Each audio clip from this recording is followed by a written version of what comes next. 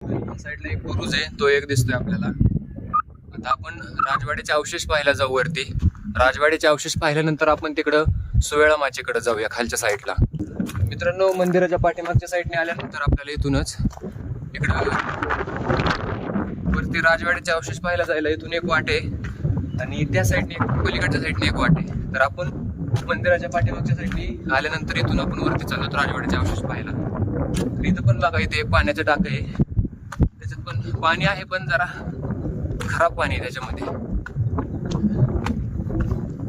आणि इथं वारं भरपूर वाहतंय मित्रांनो. वरती अचानक धुकं ढग येत आहेत, सगळं पांढरं होत आहे, काहीच दिसत नाही आणि अचानकच सगळं क्लिअर होतंय वातावरण पूर्ण.